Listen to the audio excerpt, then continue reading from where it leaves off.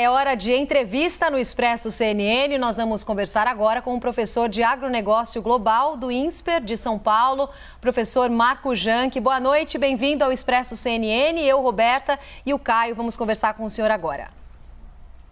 Boa noite, Roberta e Caio. É um prazer imenso estar com vocês aqui hoje.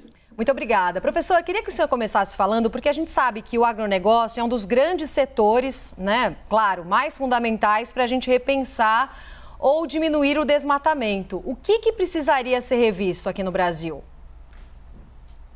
Não, olha, eu acho que o problema mais importante é o desmatamento ilegal que acontece basicamente em terras públicas. 65% do 1.100.000 hectares que a gente tem tido de desmatamento por ano, né, que como foi dito lá pelo Lorival, é menor do que já foi no passado. Nós já tivemos 2 a 3 milhões de hectares por ano. Hoje é em torno de 1 milhão, chegou a cair a 500 mil hectares. A gente fez uma redução profunda de 2004 a 2012 e isso foi porque teve comando e controle. Então, acho que o primeiro ponto é realmente comando e controle, né? O segundo ponto é que a gente tem que implementar o Código Florestal, que já está completando 10 anos e não foi implementado até aqui. E temos que fazer a regularização fundiária, principalmente das terras da região norte, onde não há título de propriedade bem definido.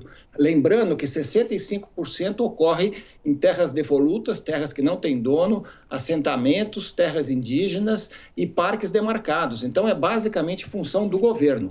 E tem, obviamente, 35% que é em terras privadas, e aí você tem que separar o joio do trigo e fazer a punição daqueles que estão ilegais ou irregulares, né?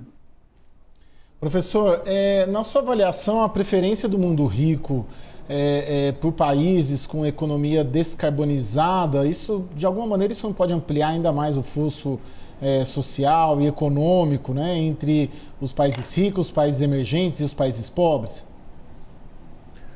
Olha, eu acho que a descarbonização é um caminho sem volta, né? Na hora que Estados Unidos, China e a União Europeia estão juntos e eles representam 50% das emissões em busca de soluções renováveis, eu acho que o mundo inteiro vai seguir isso.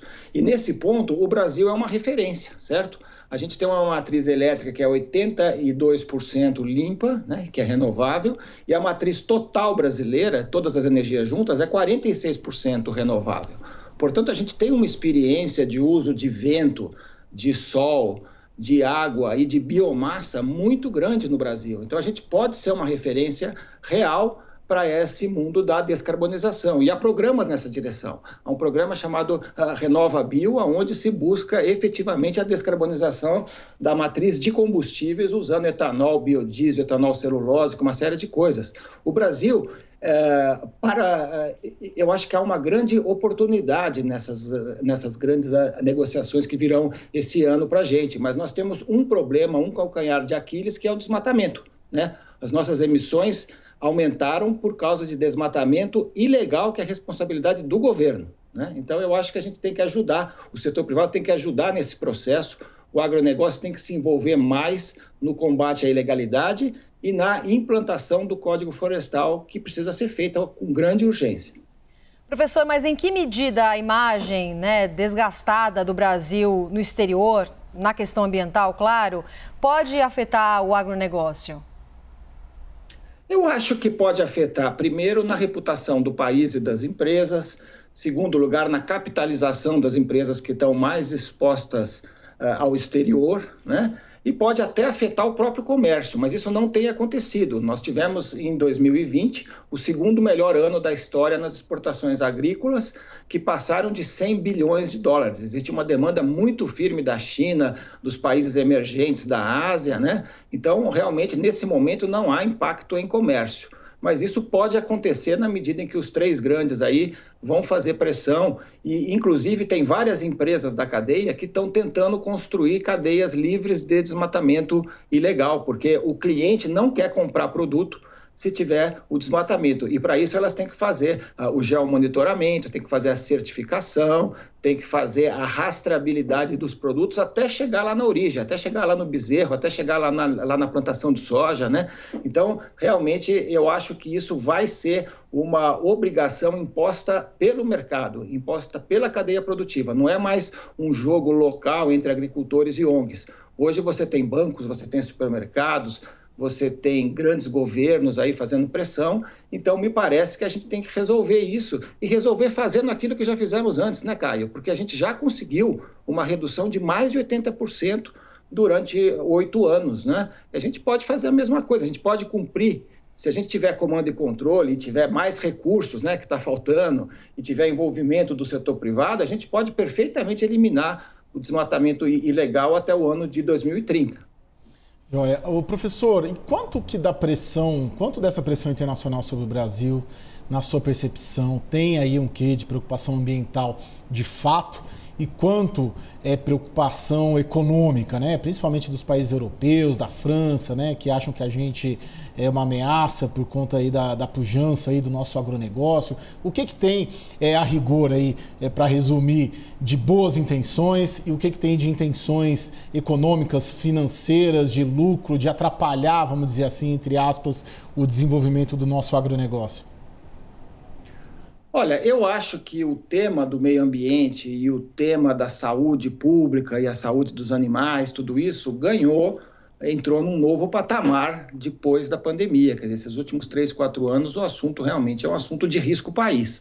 Agora, também existe um oportunismo, por exemplo, dos agricultores europeus, de muitos países protecionistas, tentando usar isso para fechar o mercado para o Brasil, né? E realmente isso não faz sentido, porque a gente produz muito mais do que eles. Veja só, o presidente Macron, né, ele falou que ele não ia mais comprar soja brasileira. Só que mais de 95% da soja não tem nenhum desmatamento embutido nela, quer dizer, existe algum problema lá na Amazônia, principalmente, o resto está tudo dentro da lei. Agora, ele falou que não ia comprar, só que a França ela vai conseguir produzir, na melhor das hipóteses, 3 toneladas de soja por hectare, de grãos por hectare, que é basicamente soja. Aqui no Brasil, a gente faz 2 a 3 safras. A gente consegue fazer 9 toneladas por hectare entre soja e milho. E ainda conseguimos produzir boi lá nas entre-safras. Portanto, existe aí toda uma agricultura muito mais competente que nós temos, com 2 safras, até 3 safras, integração lavoura-pecuária, energias renováveis, um código florestal que é bastante restritivo, porque ele impõe que os produtores mantenham 20%, 35% ou até 80% de reservas naturais nas suas propriedades. Portanto, existe realmente, eu acho que um medo dessa grande competitividade que o Brasil tem, principalmente pela produtividade. Agora, a gente tem que fazer, mais uma vez, a lição de casa, né, Caio? Porque aquilo que eles estão hoje querendo cobrar da gente é basicamente o cumprimento da lei brasileira. Não é nenhuma pressão adicional, é a gente fazer realmente aquilo que a gente já deveria ter feito antes.